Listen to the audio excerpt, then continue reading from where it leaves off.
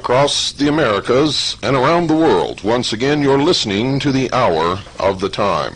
I'm your host, William Cooper, and in studio is Carolyn Nelson. Folks, I'm going to be on a little investigative trip here for the next week, and while I'm going, you're going to hear reruns on both time slots. Those of you listening now have probably never heard these episodes of the Hour of the Time, and you should always listen to this broadcast with a pad of paper and a pencil or pen by your side. Never, ever make the mistake of sitting down without a pad of paper and a pen or pencil to listen to the Hour of the Time. We have very short patience around here for people who do not follow directions. So if you call up and want us to recount the show for you because you didn't have your pad of paper and your pencil, I'm sorry, we don't have time to do that. We're very, very busy here. So make sure you get it the first time. If you miss a telephone number because we only say it once, that's okay. Now, I want you all to remember and try to catch both broadcasts each day, simply because they're not the same, ever.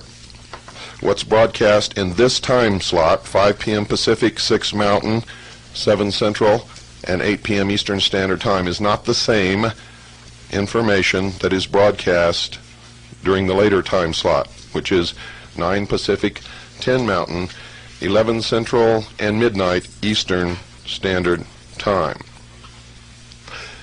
Tonight's show is important, for it verifies everything that I've been telling you in the Mystery Babylon series, which we have done 31 episodes of, and we have included The Dawn of Man, which ran prior to the production of the Mystery Babylon series, in any orders for this series. So that actually makes 32 tapes, but tonight's episode will be episode number 32 of the series known as Mystery Babylon. Don't go away, folks. You need to know what you're going to hear tonight.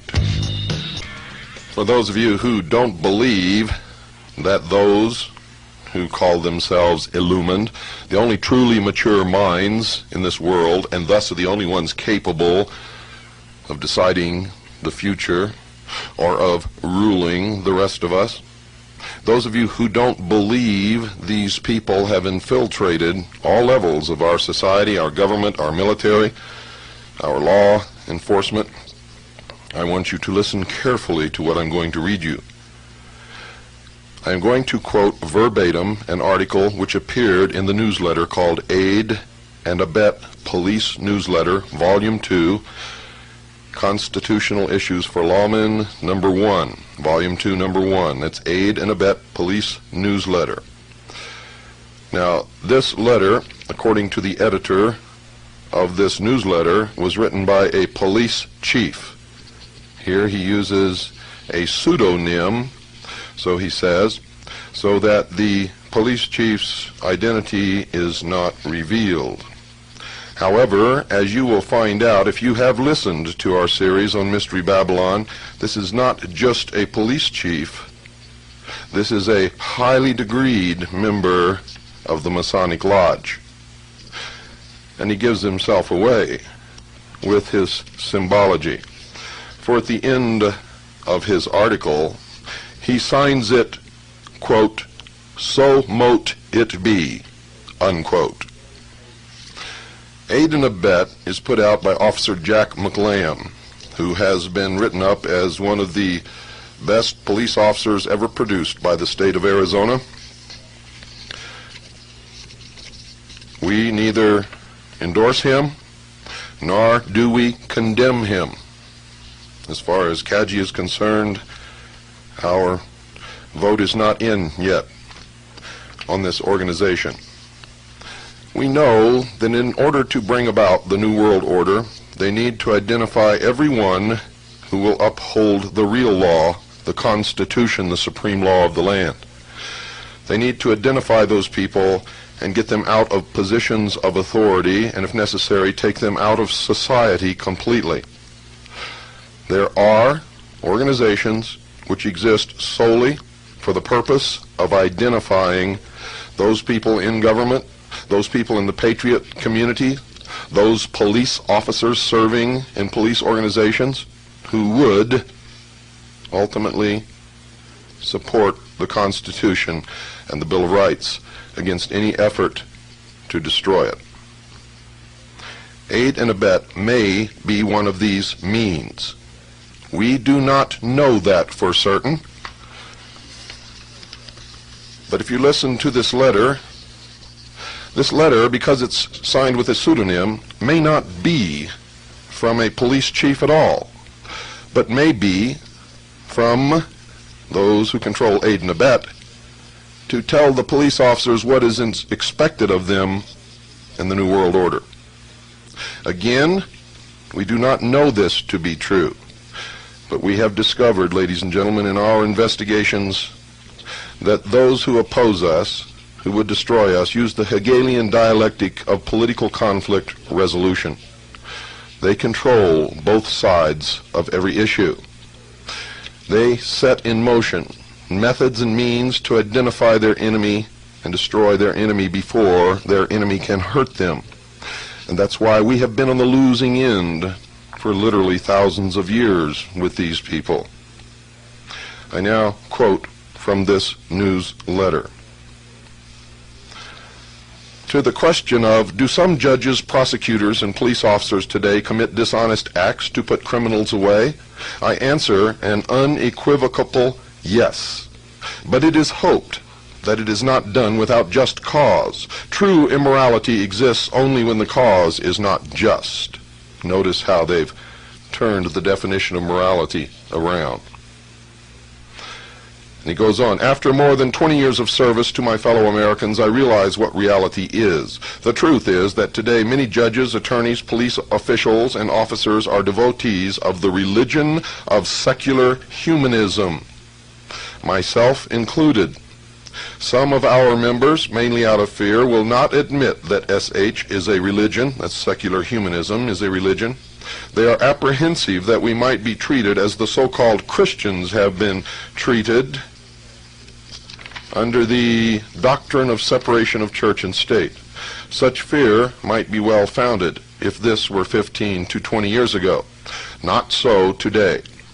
Reason being, colleagues of our faith are, for the most part, in control of the agencies and organizations such as the ACLU, ABA, Justice Department, etc., that would normally protest such cases. Although this may at first seem unfair, it is not. But allow me to proceed, and I believe you will come to full understanding of this and many other important facts. My feelings are that it is time we shepherds open the eyes of our flock and further sort out those we cannot take with us into the 21st century. I'm going to pause here. In case you don't understand exactly what this man just said, I'm going to read this paragraph again to you. Remember, this is purported to be a police chief writing under a pseudonym to the police newsletter called Aid and Abet. Listen very carefully, ladies and gentlemen, and you'll see when I've labeled you sheeple, I have not been incorrect. Quote, my feelings are that it is time we shepherds open the eyes of our flock and further sort out those we cannot take with us into the 21st century. Now, those of you who thought that I was insane when I told you that if you don't go along with the New World Order, if you can't renounce your old religion and your old societal ways and your old morals and conform to the new age, you will be exterminated. They make no secret of this. I continue. Any that would deny that our religion of secular humanism is not a valid religion should do their homework. The Supreme Court decided that it is a religion some years ago in the Torcaso versus Abington, Abington versus Shemp, and in Torcaso versus Watkins cases. According to the High Court, it is, quote, belief, not body, creed, or cult, which appears to be the essence of religion, unquote. It further explains that, quote, belief refers to some sort of universal view of life, of the world of mankind, a belief that is held to be true about mankind, unquote. In essence, the Supreme Court said that one's religion can be, quote, any world view with or without reference to God, theistic or non-theistic in nature, unquote. I hope this helps others to understand our faith. However, this of course is not the main point of my speech. I wish to address the abuse of police officers who ascribe, knowingly or unknowingly, to the moral tenets of our religion in regards to ethics and morals. Nationwide, our devotees are enduring horrible discrimination at the hands of a very hypocritical faction of society, the Christians. This discrimination comes as we humanists exercise our own religious beliefs and apply our morals, quote, on the job, unquote, so to speak. Yet other officers may apply their own individual belief systems, morals, and ethics at will without any condemnation. This is undeniable discrimination. Fortunately, our religion is the fastest growing of any in all of history, and many of the younger generation within the criminal justice system, including police officers who ascribe to sound secular humanist principles, are now in management, which is of benefit to all. This does give us sway power and is a plus for our side. Still, there is far too much discrimination against those who would apply a most important principle of our religion, quote, situation ethics, unquote. The principle of situation ethics allows the individual to focus correctly on only the goal to be accomplished. Morally speaking, little, if any, consideration need be given to the method or means, as nothing else supersedes its importance. Of course, concern is given to finding a means of accomplishing a task or goal so as to have the least negative impact on the least amount of our people. Notice he says our people. In my youth, I recall hearing the great Green Bay Packer coach Vince Lombardi describe it this way, quote, winning is not everything, it is the only thing, unquote. Much of our society lives by this principle today. Yes, even many of those who profess other faiths and occupy pulpits throughout America. Personally, I think the principle of situation ethics is best described by examining the legal definition of ethics and morals given by our now compatriots, the communists. The communist definition is, quote, everything is ethical and moral as long as it promotes world communism, unquote. This is pure secular humanism. We can learn much, incidentally, about total commitment from the communists. The Marxists have, out of pragmatic necessity, expurgated a minimum of 90 million people in the pursuit of man's noblest mission, world peace. What intelligent person could call immoral any means used to accomplish this all-important goal? Do you think this guy's playing with a full load of bricks here? I don't. And he continues, in our great humanist manifestos, signed in 1933 and 1973, we explain our moral creed, which is very much the same as the Marxist creed, yet set forth in much more palatable and tactful terms. Here is a brief summation of our beliefs regarding ethics and truth. Ethics. Moral values derive their source from human experience. Ethics is autonomous and situational, needing no theological or ideological sanction. Ethics stems from human need and interest. To deny this distorts the whole basis of life. We strive for the good life here and now. And that's from the Humanist Manifesto 2, written and signed in 1973. Authority and truth. We reject those features of traditional religious morality that denies humans a full appreciation of their own potentialities and responsibilities. Traditional religions often offer solace to humans, but as often they inhibit humans from helping themselves or experiencing their full potentialities. We can discover no divine purpose or providence for the human species. Humans are responsible for what we are or will become. Remember, folks. I educated you in that part of the Masonic religion and the religion of the Rose and Cross and the Knights Templar and the Knights of Malta, the Red Cross of Constantine. All of these believe that man is in a state of becoming. Becoming what? Becoming gods. I continue. Humans are responsible for what we are or will become. No deity will save us. We must save ourselves. That's from the Humanist Manifesto 2, 1973. After 20-plus years of conditioning, our society now largely subscribes to this philosophy. Some of you who practice selective Christianity are closer to our faith than to the superstitions of the Bible thumpers of old. In selective Christianity, of course, you choose certain portions of the so-called Word of God to believe in and discard the parts that are not convenient. Don't you see that in this we are just alike? Your faith is actually based upon what is right under man's desire. We humanists are in fact more honest. We admit that there is no God, that it is only man's desires that are important.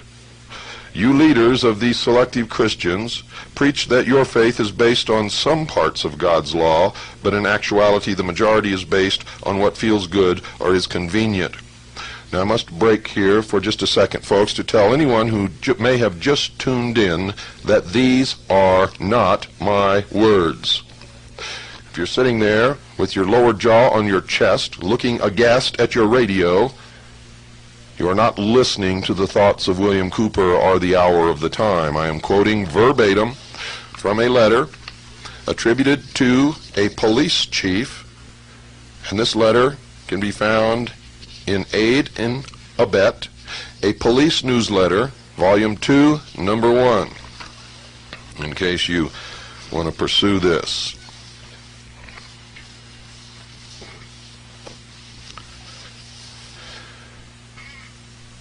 Quite obviously, I'm continuing now, quite obviously, America's government now operates under the guiding principles of humanism.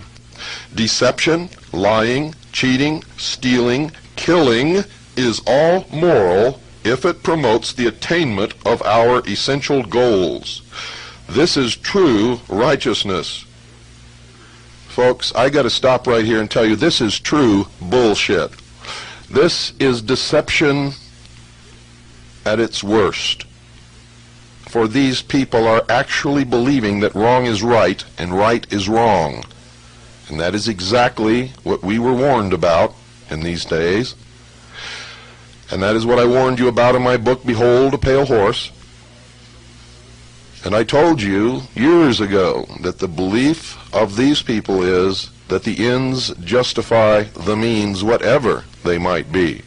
If they must kill 2 billion people to make their dream come true, they will do it. Mark my words, they will do it. A prime example, I continue now, a prime example can be seen in the recent war against Iraq. Over 250,000 have lost their lives so far, and more are dying every day, all for the attainment of a higher good, the goal of our great humanist leaders, world peace through world government. You see, the writer of this letter understood what I understood about the Gulf War. It wasn't about Iraq taking Kuwait. It was, in fact, about a new world order. George Bush even stated that.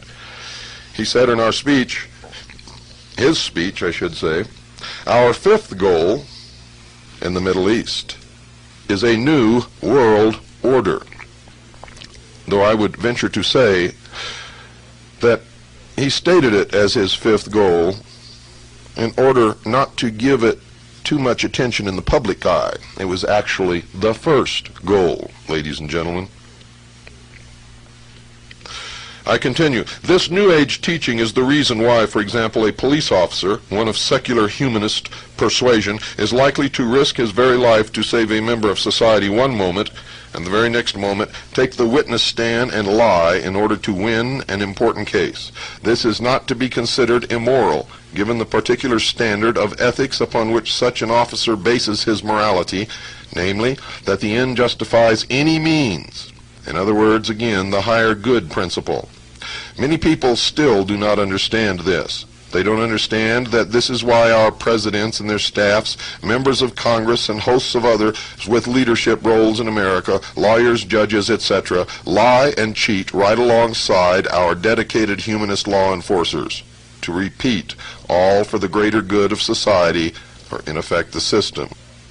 And I add outside the letter written by the chief, if it is really a chief, ladies and gentlemen, that all of these people belong to the secret societies, the ones who lie and cheat and murder. And I continue. What the masses must be made to understand and never be allowed to forget is that this is for their own good. They should know by now that those who are actually in control of our government, as Colonel Oliver North explained, truly know what is best for the people. They must also know that under the New World Order, the justice system's primary mission will be to protect the system from the masses. It is precisely in view of this that we on the inside have been obligated all along to use the system to suppress dissenters as quickly as possible before any radical anti-world government, anti-humanist group can gain the upper hand. I must read that again, folks, for those of you who may be a little bit slow in understanding, and some of us are, especially with something that you can't quite grasp and never heard before. That's excusable. Again, what the masses must be made to understand and never be allowed to forget is that this is for their own good. They should know by now that those who are actually in control of our government, as Colonel Oliver North explained, truly know what is best for the people. They must also know that under the New World Order, the justice system's primary mission will be to protect the system from the masses. It is precisely in view of this that we on the inside have been obligated all along to use the system to suppress dissenters as quickly as possible before any radical anti-world government, anti-humanist group can gain the upper hand. You're aware, of course, that the vast majority of Americans seek only peace and security. They hardly even realize that they have virtually made government their new god, to which they turn for the fulfillment of every need. Our New Age leaders, and we soldiers as their arms and legs, stand ready to give the masses all for which they pray. And ladies and gentlemen, I, William Cooper, in the hour of the time, have warned you that if you don't wake up, if you don't change the course of the future, that you would get exactly what you want, and that you would be slaves in a new world order. You see, to revert to the state of childhood means you must have a daddy. Some daddies aren't too nice, and even the nice ones restrict your personal freedoms until you reach the age of maturity. In this case, there will be no age of maturity, I can assure you. I continue with the letter. Let me repeat, our job within the criminal justice system today is to protect the plan, the system, and punish those that our leaders decide are enemies of that system. You doubted me when I said there was a plan, ladies and gentlemen? There is the verification that there is, in fact, a plan, an ancient plan. I continue. Of course now, as with our Soviet colleagues under New Age humanist situation ethics, we are not limited in the methods we may apply to win. We can therefore proceed with unobstructed haste to make the masses safe and peaceful. Let's look again at our example of that police officer who routinely risks his life for others and yet will lie on the witness stand to help his government win some case in court. If some of you are still surprised at this, then perhaps you haven't understood what I have been trying to convey, nor have you understood what your children have learned so well over the last 20 years within the government school system. It is that we are living in a new age where man has wisely placed his trust in government instead of some superstition called the divine or God. It is the old religious morals that have caused all of our problems. A new age calls for a new belief system, a new moral code, a new religion. It is exciting to see most all of the religions of the world coming nicely together, united in preparation to serve the new world order. Remember, I told you that your religious leaders are not really on your side, and all the churches that belong to the World Council of Churches are bringing you all closer to one religion which will not resemble anything that Christ taught.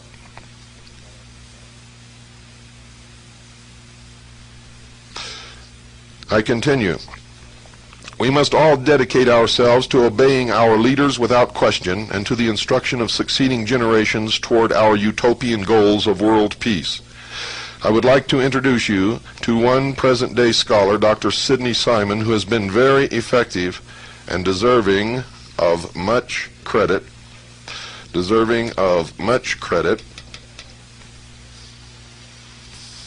For his efforts in this work of re-educating humanity. He speaks plainly, and his meaning is unmistakable, as when he says, quote, "We do not need any more preaching about right and wrong. The old thou shalt nots simply are not relevant," unquote. He goes on to explain to the child educators he is addressing that, quote, "Values clarification," unquote, is a method for teachers to change the values of children without getting caught. Values clarification is just another term for situation ethics. A book in use by educators called Weep for Our Children spells out values clarification as part of the new morality. Listen to this carefully. This is a book in use by teachers teaching your children right this moment. It's called Weep for Our Children. Quote, "It's okay to lie. It's okay to steal. It's okay to have premarital sex. It's okay to cheat or to kill if these things are part of your value system and you have clarified these values for yourself. The important thing is not what values you choose, but that you have chosen them yourself freely and without coercion of parents, spouse, priest, friends, ministers, or social pressure of any kind," unquote, and that makes me very, very angry. That's one of the reasons my daughter is not in school and never will be in school. She already knows more now than most children twice her age from the homeschooling that she gets. This is incredible. Don't go away. I have to take a breath. It makes me angry just to read this crap. Look around at those that you love right now. If you cannot assure them at this moment, this very moment, right this moment, that you have protected their financial future, then you must call Swiss America Trading right now. And this isn't anything unusual. For whether we were expecting something to happen or not, a responsible person takes care of his loved ones against unforeseen events also. Most Americans have fallen in to a very, very bad habit.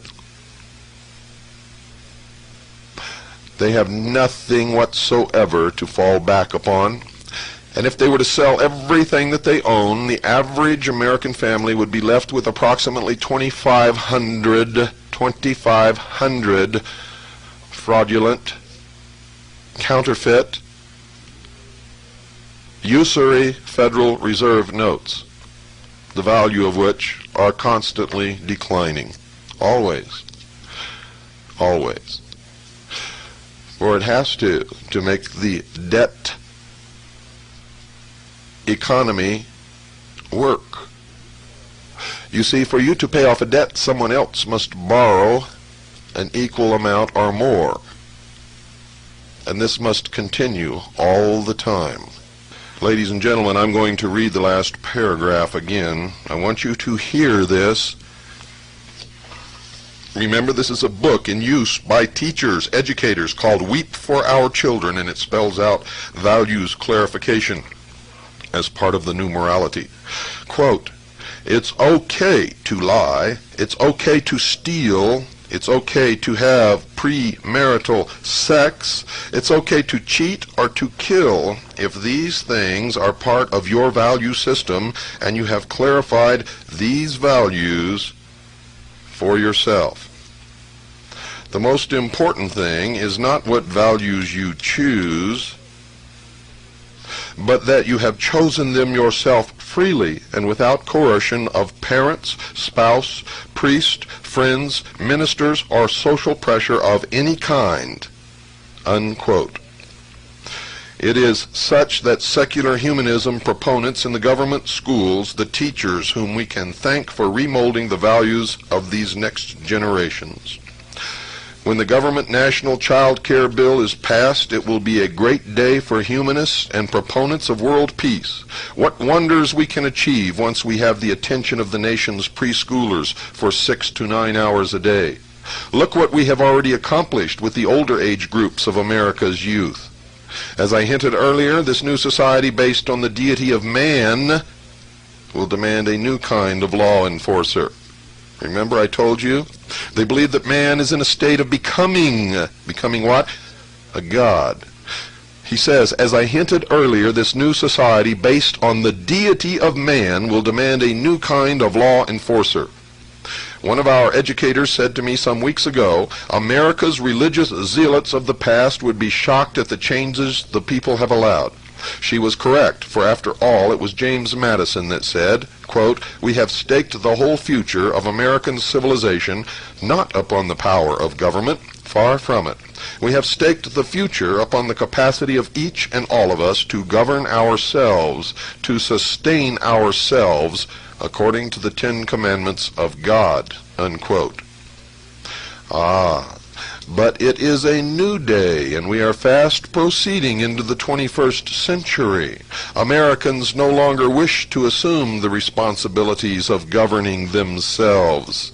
Happily for them, there is a whole new generation of very dedicated leaders and enforcers in government to see that they are cared for.